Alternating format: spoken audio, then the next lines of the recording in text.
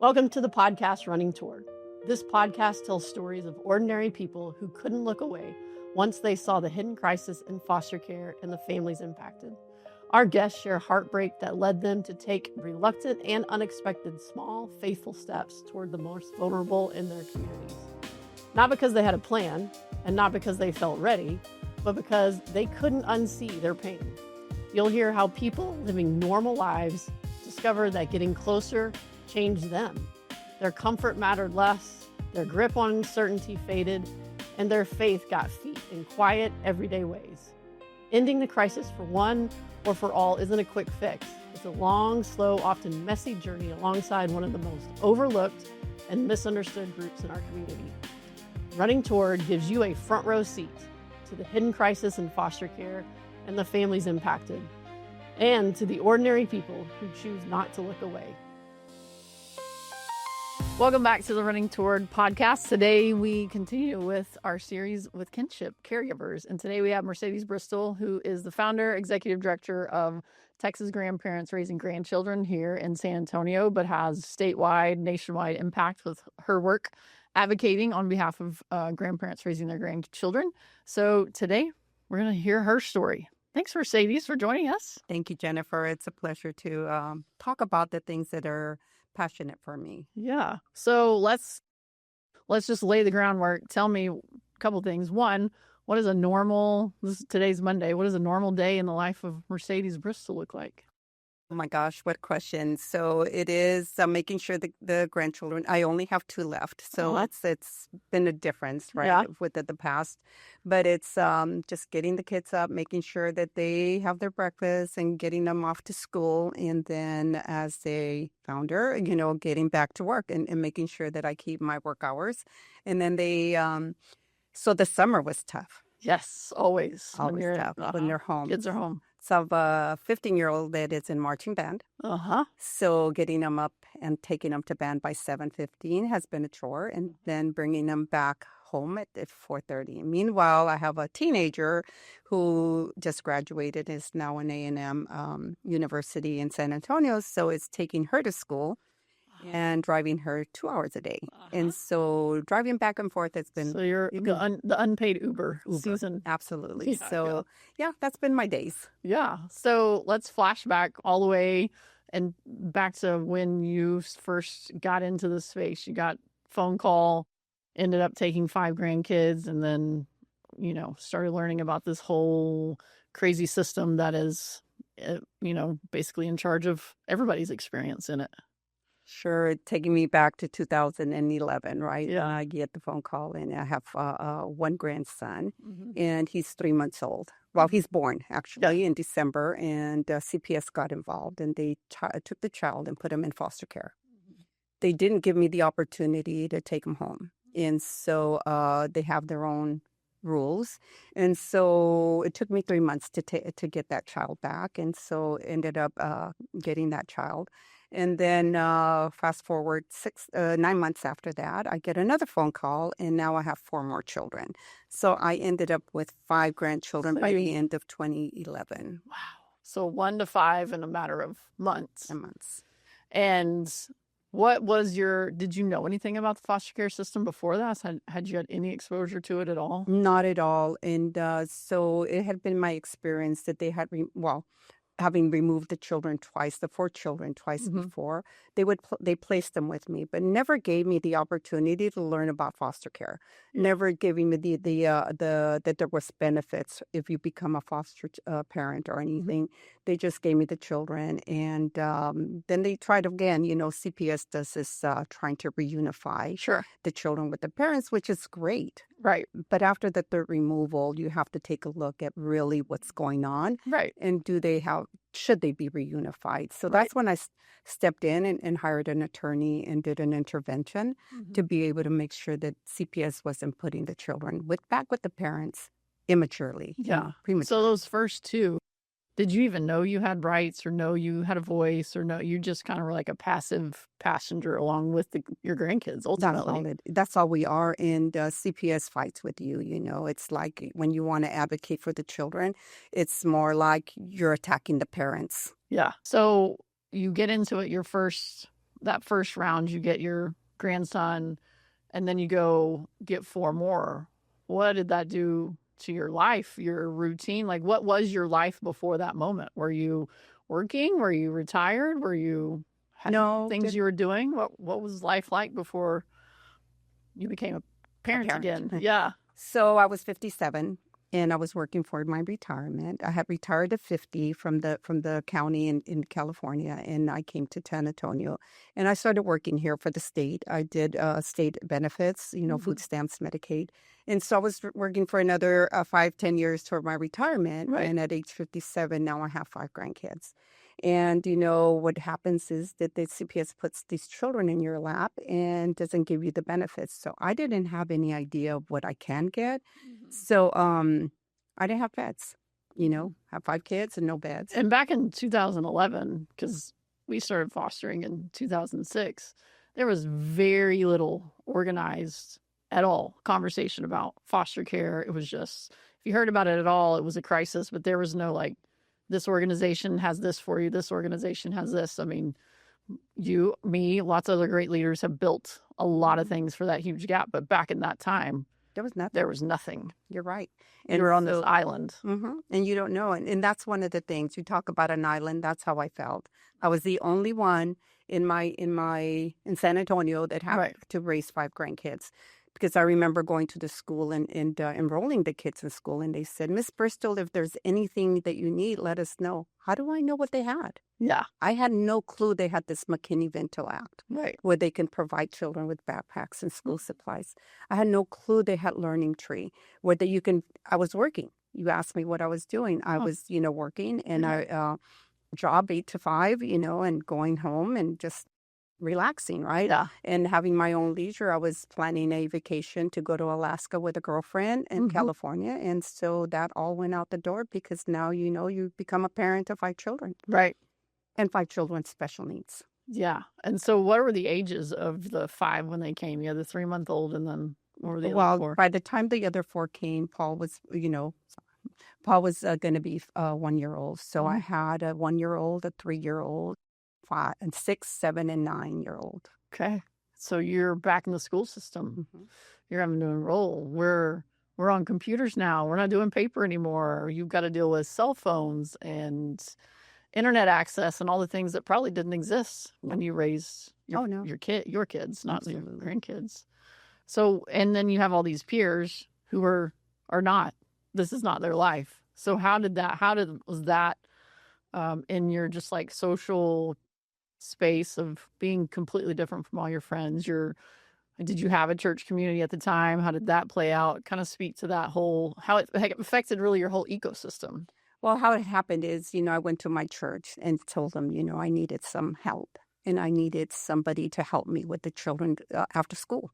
Because again, I didn't get the benefits, right? Yeah. I didn't get after school care. I didn't get that. So I had to take a month off to be able to figure this out. Right. So I took a leave of absence and went to my church and finding out that they all wanted to pray for me. And that was great. Yeah. I appreciated the prayers, number one, but I needed hands-on. I needed somebody to say, I can babysit your kids after school. I was going to pay them. Yeah. It wasn't for free, but no one stepped up. And I got really discouraged with the church, to be honest. Like, where are the hands and feet of Christ? That's how I felt. So I stopped going to church. I said, I have to look for, a better system. The other thing that I experienced was that I didn't fit in anymore. I have 5 kids. I couldn't go places where I used to go before. Not that I went too many places, but I couldn't go to a restaurant and eat with a friend because now I had kids. Right. And kids from 1-year-old to 9. Yeah. And so I was really limited. And then the other thing, I looked for mentors.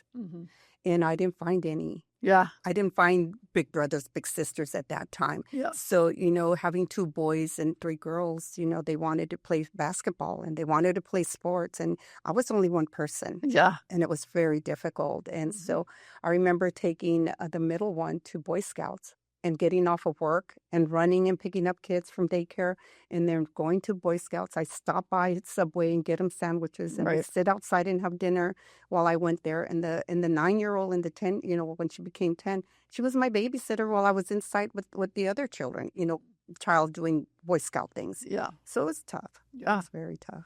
So did you have any family help? Did you have any family here help locally that can help you or that was supporting you? No family. I had a sister that helped me at the beginning, and then it faded out. It was just too much for them. Yeah.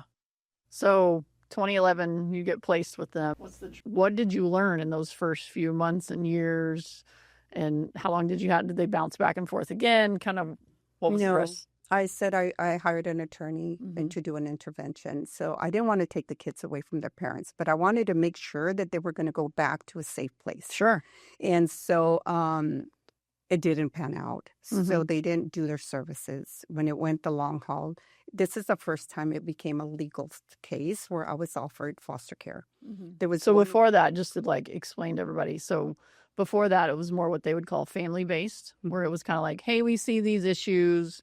We're not going to open a formal case, but let's move the kids, get them to do a few things, not really checks and balances, but, and then if they do these minor things, then we'll put the kids back. And so you had done that several times. I had done now something had happened to where they're like, we're removing, and now this is going to become what you call a legal case, which means now a judge is involved. Now attorneys are involved. Now there are parameters that boxes they have to check, things they have to do for the kids to go back home. Absolutely. That's what happened. Thank you for the clarification. And yes. And so they didn't, they didn't do that. And it was interesting when I did hire the attorney. Now I had two different cases. One was in Kendall County and one was in Bexar County. And so the Kendall County CPS worker educated me on what was available with foster, and she had me learn what was. And so I applied to be a foster parent. And so I was able to go through all of that training, things like that. So I think the third time was more of a eye-opener. So what I found that we have rights, but it's not until it's a legal case. Right. And it's not, your right is you can hire an attorney. So in that intervention, there was mom with an attorney, dad with an attorney, and then my attorney. Right. So then there's CPS with their attorney. Yep. So it's a big room with 15 people, right? And so we were able to look at what is it that we can do for these children. And that was the best thing that happened because at that point, parents fell off the grid. Yeah. And so they weren't able to do their services. And now it's termination. And how long was that legal process? It was about 1 year and 3 months. Yeah. It's a long time. And so just to kind of educate people, and maybe if this is their first podcast with us, the legal case means that there's a judge presiding over it. The state who removed the children and is their legal guardian by law, they have an attorney, kids have an attorney, mom has an attorney, dad has an attorney, you have an attorney. So all these people all have a vote and a voice. Well, maybe a vote. The judge really decides, but they all have voice in that. And sometimes they can have a cost advocate, which did any of your? I didn't have a cost advocate. So all of those people are showing up every few months in the judge's in the courtroom, and they're presenting the cases. Like, this is what mom's doing, dad's doing, not doing, how the kids are doing, blah, blah, blah. Everybody's getting to share what they know. Some of them are on top of it. Some of them are not. But then that's where, they need help educationally. They need help with OT, speech, PT, whatever. Sometimes you can get the judge to then order some things to help get the kids what they need. And then you go through this whole, like you said, 1 year to 18 months. Some of them are going now 2 years. But then the judge has to make a decision so that these kids, unlike other states, like even California where you came from, they can stay in foster care for years, 4, 5, 6 years. Texas, that's not the way it works. So at a certain point, legally, the judge is supposed to make a determination of either we're terminating parental rights or we're putting the kids back. And so you got through you did that whole run with the kids, which involves a lot of uncertainty for you, for them. Did y'all have to do visits and all of that? Yes, the ups and downs of visits. And then you get to the end and they terminate parental rights and you've just committed to raise 5 more kids. Absolutely. That's exactly what happened. And, one of the sad part about it is that when you're going through that and you don't know how the children are going to react, right? Because now they're in terminating the rights. You mean I don't have a mom no more, Right. And that was very hard for them. Yeah. Were they in that season, did they get counseling? Yes, we did have them in counseling. Good. And So you talk about that piece when you went from, and I think what's so unique about kinship, many things, but one is that you were the grandma who got to spoil them, and you became the caregiver that had to parent them.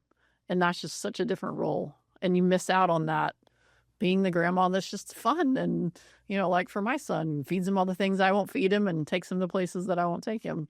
And so talk about that transition for you of like, I'm not grandma anymore. Like I really have to change my mindset. It was very difficult, especially with the middle child. He had the hardest acceptance, I think. I remember him being in school and they said to him, "Are you going to the mother and son dance?" And he said, "I don't have a mother."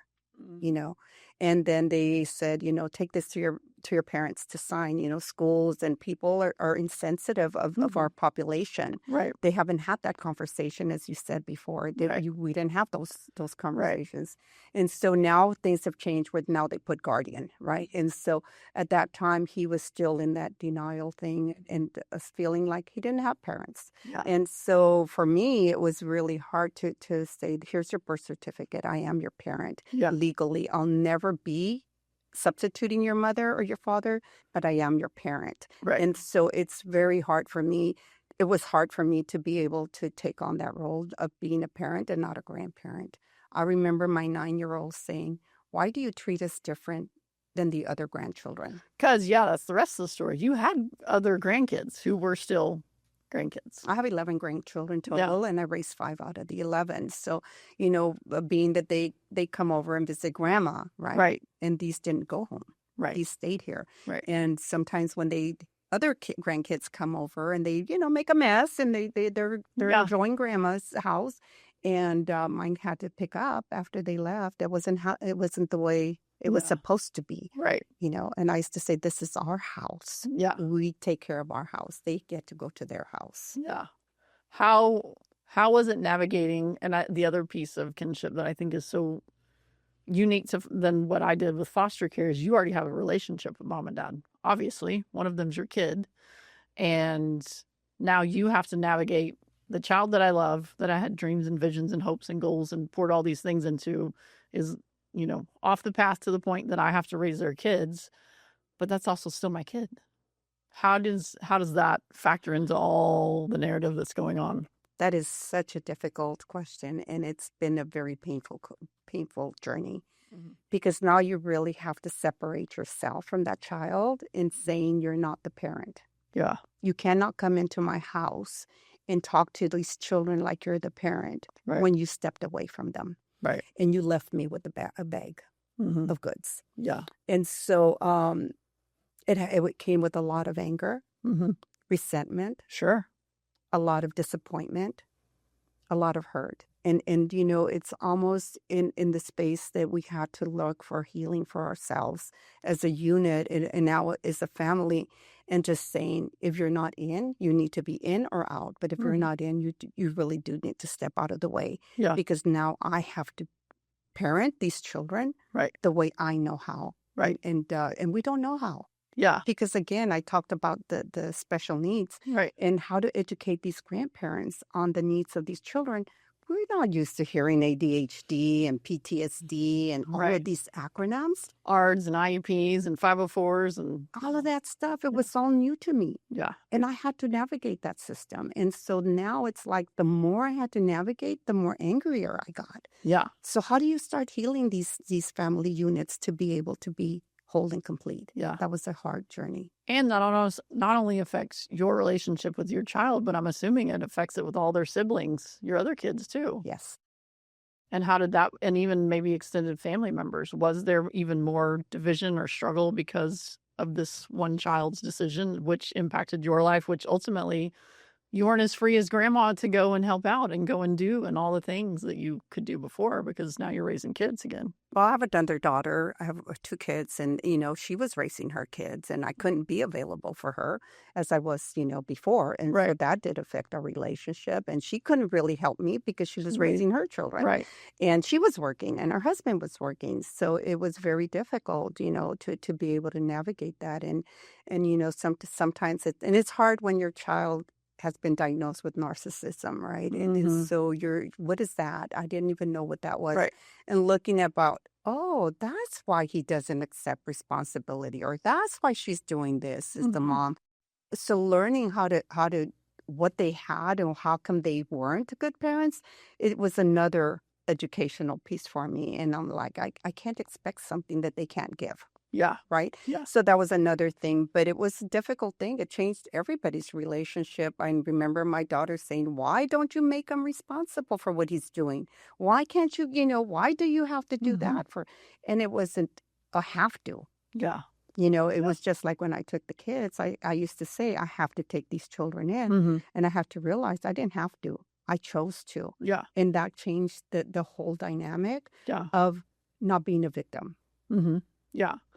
But ultimately, if you hadn't taken all 5, there's a very slim chance they would have ended up in one home, much less even all in the city of San Antonio, where you would have had access to them at all And as that was the grandma. choice, yeah. Mhm. That was a choice I had to make because I needed to learn what was available for them. Like, I remember crying out to the Lord and saying, Lord, I can't do this. Yeah. There's 5 kids. They need a mom and a dad. They don't need a Mhm. grandmother at this age. I can't be a parent. How long am I going to be here? Yeah. And those are the questions a lot of grandparents Yeah. have to face. Yeah. How long am I going to be here for them? So one of the things that I remember feeling that the Lord told me is like, stop being a victim and be proactive. They're Mhm. my children. I will take care of you and I'll take care of them. And that's what inspired me to be able to say, I can do it with your help, Lord, and I'm going to trust you. And so I think that's changed in my life, that I was able to say, I can do this. Yeah. Yeah. A mentality. Yeah. The mind shift is a huge thing because it would be very easy to be the victim. Because when you hear, that they might not stay together, Yeah. at first I felt I had no other option Right. and I felt trapped. But when I got that assurance that I wasn't alone, that, he would provide for Yeah. us, I thought, okay, I can do this. And he's opened a lot of doors. And that's what we want to make sure that we tell other caregivers, that we're not alone. Yeah. Now you and I and a lot of nonprofits have built a community to Mhm. support these families. Yeah. Yeah. Because it's a cord of 3 strands is much tougher to break than one. And it's true when you're doing it on your own. Yeah. It's very easy to be, woe is me. And, Mm. all these things are horrible. But then you get in community with other people. And it's just, even though you're all kind of drowning at the same time, for some reason, it's encouraging to see that other people are also slugging it out in the midst of all this. So in the middle of all this, not just raising your grandkids, you decide, well, let me help all these other grandparents here raising their grandkids.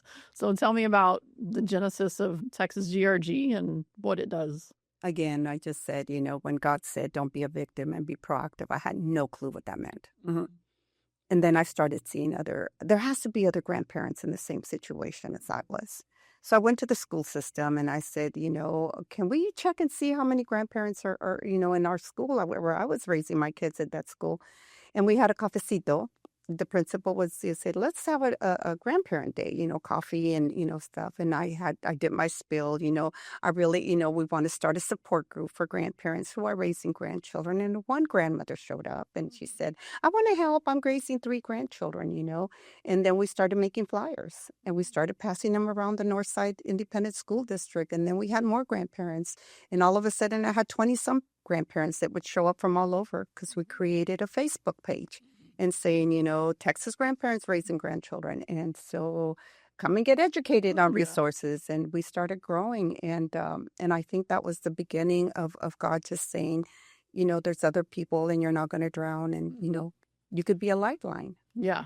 And I mean, the beginning of our organizations are so similar. It's crazy. It's one of those of like, well, I fumbled through this. I might as well tell everybody else how not to fumble through these things. I don't know enough. I don't know everything, but I know these 5 things. So let me share those things. Yeah. And then also even up to the legislation, trying to get whole laws changed to help grandparents. Because like you said, the system you came into in 2011 is very different than the system we have right now in 2026.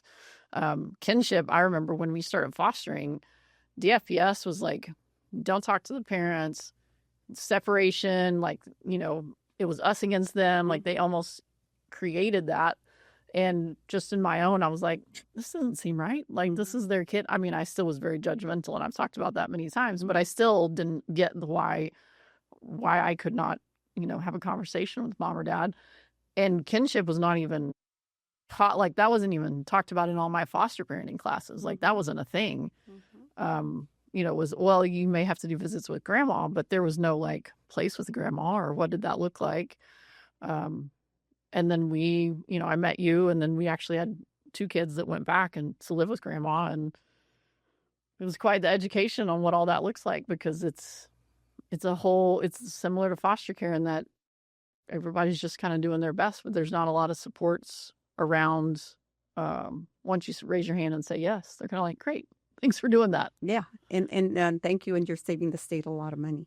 We're not going to spend any of that on helping your children, but thanks for just stepping up. So one of the things that advocacy came in is because at the beginning, I talked about the twice before that I got the kids, and I didn't get any support from them. I didn't get any money. So for 4 months, I had the children. Mom was getting $925 child support, and I didn't get any of that money. So again, my son, started complaining and says, well, why should I pay child support if you're not getting it? The kids are with you.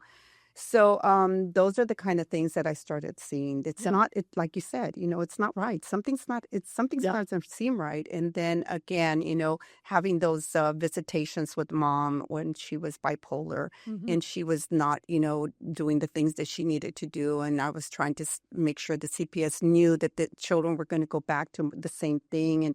And it was like us against them, and it wasn't supposed to be that way, right? Couldn't we do this together? So yeah, I saw some of those things, and I didn't get food stamps. I was working, so I didn't qualify. I didn't get TANF, temporary assistance. Not realizing that the kids qualify separate from you. Exactly, they counted my income, and so I didn't qualify for anything. And that was at the beginning. So one of the things that happened is that threw me into advocacy also was. The second removal is they allowed mom to drive the children while she was under the influence and taking them to my house for me to take care, to take them over. And when I got to my house, there was 3 police officers, and I thought, what's all these people here? And I found out that she had they let her drive the children to my house to place them in my home safely. And I thought, this isn't right. So I went up to the ladder, to CPS and reported, and that person got fired. And so I thought, hey, I have a voice and I can defend my children, and that kind of gave me a little, I can do this, right?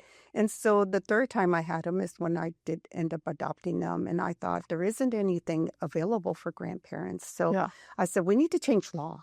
We need to change something. So again, one day I was at church and I heard this little voice say, knock and it shall be open, and seek and you shall find. And I said, well, now where are you sending me, And there was this song that says, here I am, Lord, is it I? And that comes from the Bible also, and so I thought, okay, what does all this mean? And so I said, okay, knock and it shall be open. Where do I go? And it's like, go to legislation and talk to these senators and talk. So we went and we started knocking, me and another grandmother, and we started saying there has to be rights for grandparents. I don't see any rights. We go to court and the grandparent can't speak. Until they have an attorney. And at that point, the first 2 times I didn't have an attorney, so I just sat there and they did what they did, And the third time when I got an attorney, then I had somebody to represent me. I said, why can't we have that without having to hire an attorney? Spending thousands of your own dollars while you're also spending thousands raising these children. Exactly. And so that was one of the things that I thought, okay, we have to change laws. So I remember we went. And we partnered up with every Texan in Austin. They do policy. So we looked for who does policy, who does changes in Texas. And so every Texan kind of adopted us because now we're their voice, right, for what they want. And so we went to legislation. We did our first meeting with 3 state representatives, and Representative Briquette took on the initiative. And so she said, we were saying, why can't kinship get the same amount of money as foster parents? We're doing the same work. We might not have the training, but why not provide it? So that opened up that conversation. It was, it's about 9 years ago. It was 80 third legislation, 4 legislations ago. And so, as you know, we meet every 2 years. So anyway, Representative Burkett put on this bill, House Bill 4, where now the kinship, we have now what's PMC and PCA, right? Which Right. is Permanent managing conservatorship. Yes. Yeah. And so now they get $400. Yeah. But you still have to have a legal case. Right. Not all kinship caregivers get. Right. And that's one of the things when I first met you that I learned about was what the term, I think it's called shadow foster care, but it's where grandparents get their grandkids and kids go MIA for weeks at a time, and then they come back and take them, and then they don't. There's no legal case. Child Protective Services is not involved. However, these grandparents are having kids for weeks and months and sometimes years with no legal rights to do any, get medical care, put them in school, like all the things that you would need. And the grandparents sit on the side of the fence of, well, at least my kids are bringing them to me, so I know they're safe. But if I call CPS, I can get help. But if I call CPS, they're going to open a case, and then my kids may run with the grandkid, like, or I don't know what CPS is going to do with them. Are they going to put them back here? Are they going to put them somewhere else? Like, it's quite the spot Trauma. to be in. Yeah, it's a trauma to these children. You know, I've had grandparents call me 10, 12 o'clock at night when their parents are coming to pick up the kids because they have no parental rights. Right, they have no way to say no. They can't. And now they show up with the police. What trauma do these children go through? The parents fighting with the grandparent over the children. And the grandparent knows they're going to go back to the same abusive situation, but they want the benefits. They want the food stamps. They want the TANF, you know, they want the welfare check. And so it's a very discouraging part that our system has not changed that yet. Yeah. Yeah. And in the foster care system, we experienced some of the similar things as a foster parent. I, like you, showed up to court and I'm like, well, I'm watching these kids 24/7. Clearly, they're going to want to know my thoughts, my opinions, my view. They didn't even acknowledge that I was in the room. Exactly. And this ad litem who had been at my house 24 hours before and spent 30 minutes with us was the one speaking on behalf of all of us. And I, like you, got feisty too in one case and just stood up in the back of the courtroom and like shouted out some, a counter to a lie that was being put forth as truth, and finally got acknowledged. I mean, I could have gotten kicked out. I probably could have gotten in a lot of trouble. But to his credit, he was like, maybe you should go talk to her because clearly she knows something. But that's almost the point you have to get at, to where you're like, well, I got one card to play. I got to play it when I think this is, the worst case scenario is about to happen. I better at least play my card. And that's what we help foster families understand. And I know you do on the kinship side of the house, is like, there's a game. You have to learn how to play the game. And it's like, I understand you're angry. You can't say that right now. You can't say that to that person. You can't say it that way. And that's part of the coaching of like, hey, here's how to navigate the game to be the best voice for the kids, not to get what you want. Because yes, there are those people, but the majority of the people you and I work with in our organizations, they're really fighting for the kids' best. But you have that whole like, there's a game. They don't give you the rules, but you'll learn to play over time. But here's the thing, one of the things we talked about advocacy and we talked about policy, right? We talked about law. I know when I went to a legislator and a senator, and he said, you need to learn what is a policy and what is a law that we can change, because it could be a policy already and there's no need for us to get involved. I said, you got a good point, But I know I work with the system, I work with policy, a lot of years for the state and the county in California, like I said. But there's a policy, there's implementation of the policy. Yep. And there's interpretation of the policy. Yes. And that is where we get stuck. Yep. That the system might have good policy, but we have bad workers. Yes. Or poorly trained, poorly educated. I don't know.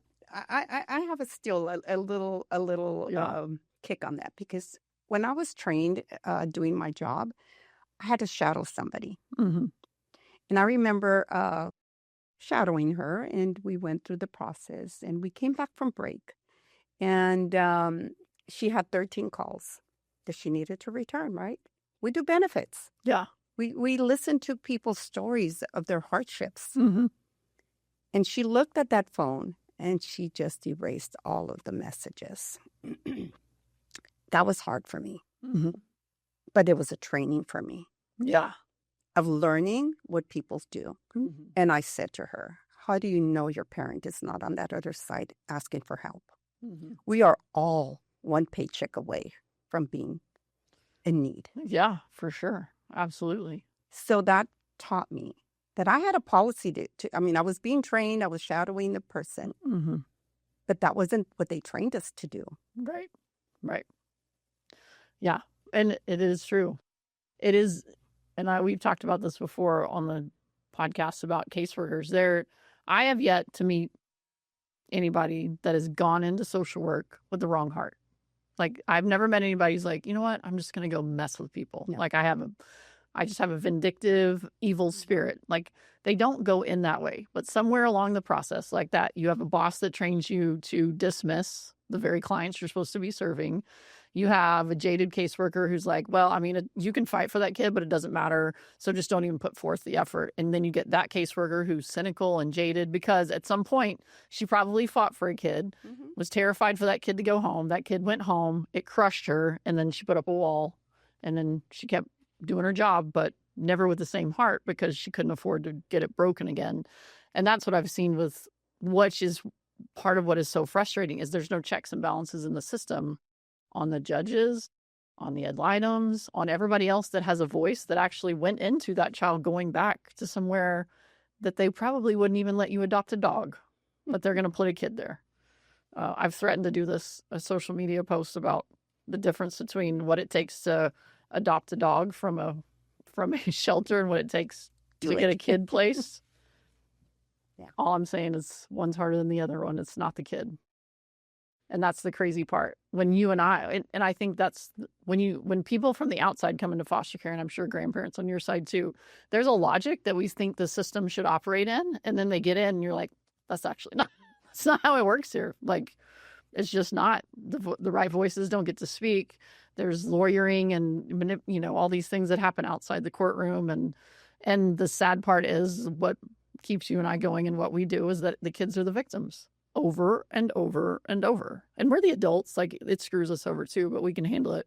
But it's the kids that just keep getting yanked around and hurt and then it impacts the rest of their life. Because And it impacts the caregiver.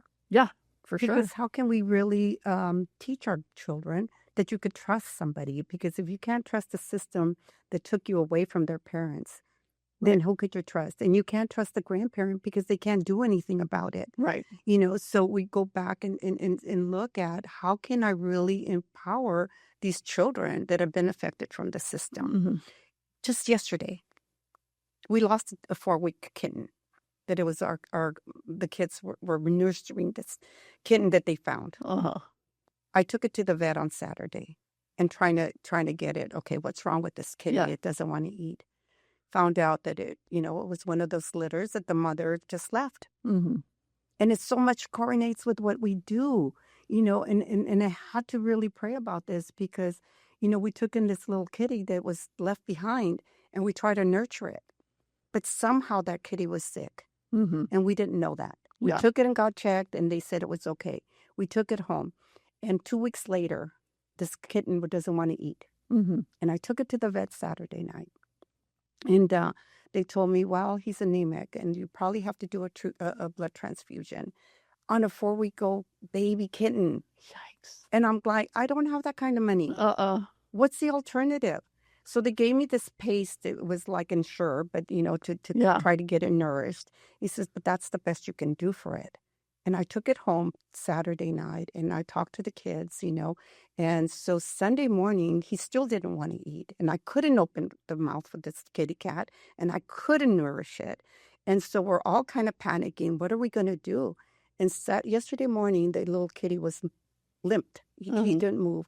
And I just had to say, oh my gosh, what am I going to do now? And so I took it again to the vet yesterday and we're on the way. And I said, maybe we just need to put it to sleep because it's not moving. Yeah. It's not going to make it. I told the kids, it's not going to make it.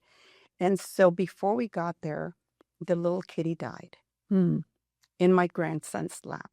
Oh. And he cried and he said, everything I love leaves me. Mm.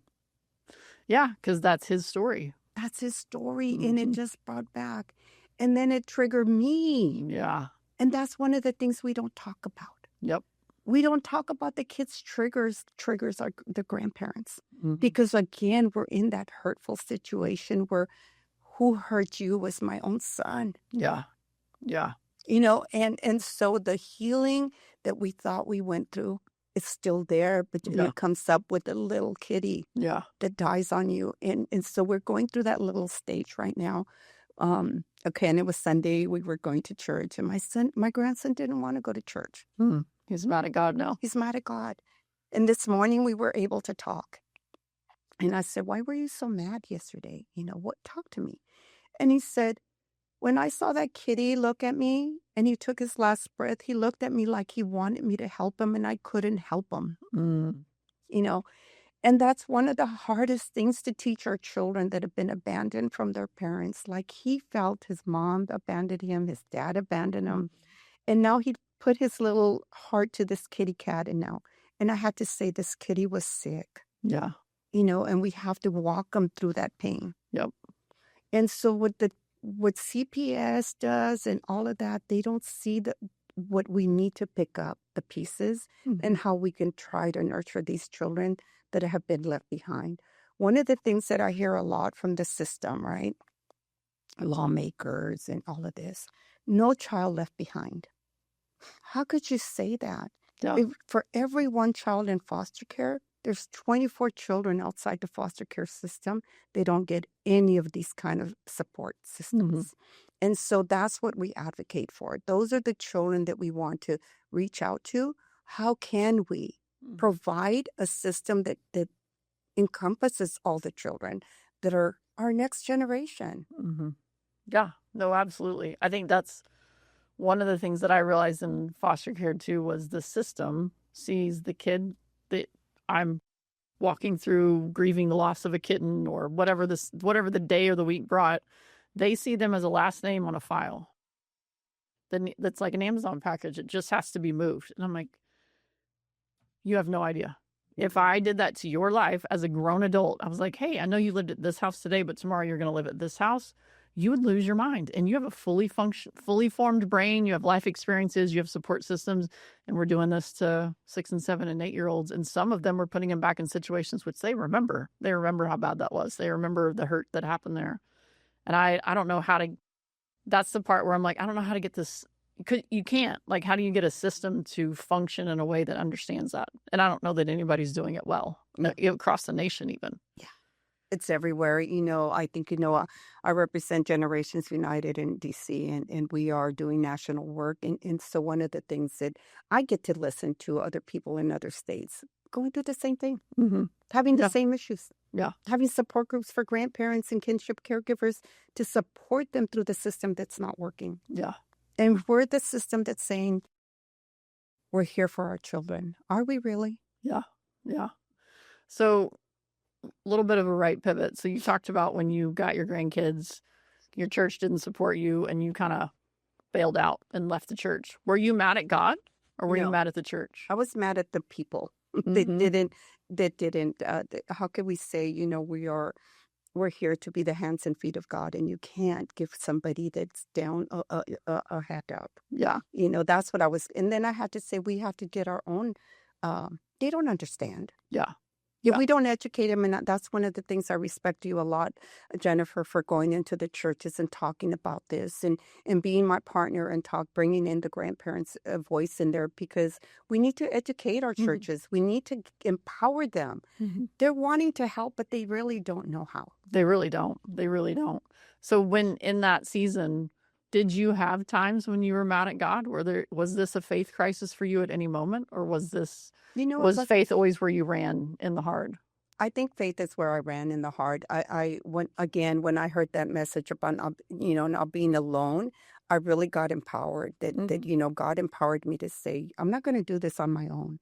I have these children, but I don't know that everybody can or has that connection. Yeah, and that's one of the things that we bring into our telling our stories and how God worked that out for me. It's my job to say, you're not alone. Right. And we're here to help you, but God is there to help us first. Right. Yeah. Well, because all of us as humans are going to fail each other miserably. Absolutely. And there's only one that will not. But I'm sure you have experience, because I know a lot of your story, the same thing when you're like, but God, what are you doing? Like, Oh, yes. we've been talking about this a lot, and I just don't see you moving at all. What would be your encouragement if there's a grandma that's going to listen to this, or even a foster family that's in that season of like, it just doesn't seem like he's moving? One of the hardest things I've had to learn, it's not on my time. And we hear Yes. pastors talk about that a lot. Yeah. But experiencing it, it's not on my time, has been very, very. But, I have on my wall, this thing is like, be still and know that he's God. Mhm. That encourages me because, I don't have to go run after it. Mhm. If he promised us that he's going to get us through it, it might not be the way I want to see it, but he always has. Mhm. With 5 kids, I had to learn that. Mhm. When I saw the kids, I've had to hospitalize one child 3 Yeah. times. Yeah. And when I say, Lord, where are you? Mhm. I prayed for this child. I prayed for my own son. Mhm. My son's 53, and he's not still walking the walk that I would say would be the walk with the Lord, that's Right. to say. But I still say it's in his time. Yeah. And, I don't, and I think, I'm going to see my son come in here, and he will be that prodigal son, but don't lose faith. Yeah. It's in God's time, and he will provide for us what we need at the time. Yeah. Yeah, it is very true. That is one of the, we've had several people on here talk about it, but it's that foster care has been that space that brought them the most sanctification in their walk with the Lord, because foster care brings you to the end of yourself like nothing else. And not just once, multiple times. And that was the other thing I was going to talk about, is that I think for when we're educating the churches and the population at large, a lot of them think when that gavel drops, happily ever after, rainbows and unicorns. And I'm like, nope, that's a lot of times just the beginning. And for you, I mean, like I said, I know some of your story, my kids too, a lot of the trauma that they experience, it's not playing out at 3 and 4 and 5, but it sure is at 13, 14, and 15. And that's the piece that I don't think a lot of people understand either. It's not a when you're in, once the gavel drops, then you don't need any more support after that. That's almost when it a lot of times gets harder. Well, Jennifer, that I thought that too. Okay, I've adopted them. They're mine. Yeah, we're good. We're good. I'm going to raise them the way I, would, Yeah. And you learn a lot of the things, I'm going to educate myself on how to raise these children better and stuff. And yeah, they become teenagers, and what happened to them? This is not what I planned on. But it's a difficult place to be, and having that support is the best thing you could do, because their trauma isn't going to go away. No. One of the things I learned through Generations United and in a conference is that we cannot love trauma away. As grandparents, we can love them as much as we want to. As foster parents, you can love them as, I just, my whole respect for foster parents, because they don't have to take on these children. Right. But they want to contribute their life to these children. Grandparents, I think they feel a little bit more trapped, and that's why we want to make sure that they're empowered. But one of the things that we know is that we can love them as much as we can, but we can't love the trauma away. We have to educate ourselves. Yeah. What is trauma? How does their trauma affect us? Secondary trauma. Yes. And so we really need to know, how can we empower them to know that it's okay. Yeah. And that we just need to be okay with the process. We do the best we can. Yeah. And God will do the rest. Yeah. Yeah. That it is very much the truth of the long, slow and their trauma coming out in different seasons in different ways. Because what looked like a trauma response at 2, and the tantrum and the night terrors and whatever, wetting the bed, then it plays out completely different when they're high school. And I don't have any kids that are married yet, but I'm sure come married and having their own kids, it's going to play out again differently, because they're going to have to go through, now I'm a mom, but my mom, didn't do XYZ or did XYZ or whatever. They're going to have to walk through that again. And we're the ones that walk alongside with all the hurt, and all of it comes out, sideways and all the things. One of the things we don't think about which I've experienced now, right? And now I can say I know how it is planned. How did I do? They're so much like their mother. They're so much like we don't think about the genes. We don't think about that no matter what we do, that we still have to listen. There's still nature. There's still nature. And maybe they didn't learn it, but for somehow I see now, I mean, I've had the kids for 15 years, right? The 3-year-old, even the facial expressions, it's her mother. Yeah. And I have to detach and say, she's not her mother. Yeah. Yeah.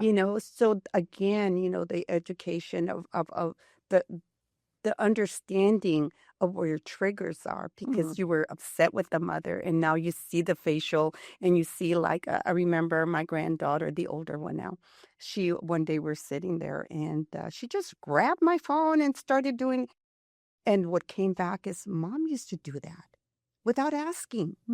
She would grab my stuff, and I would say, you have no respect. Yeah. This isn't yours. And when I saw my granddaughter do that, I reacted, And again, it's not separating. Right.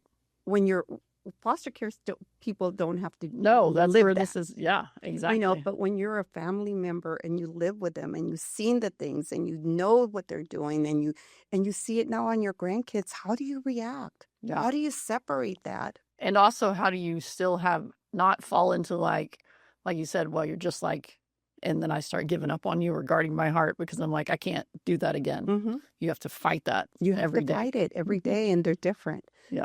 And one of the things you talked about, what kind of support I had from the beginning. Well, when I got the kids, I did say that, I didn't understand what ADHD was and all of those acronyms. But one of the things I had to learn is how do you help them through that, right?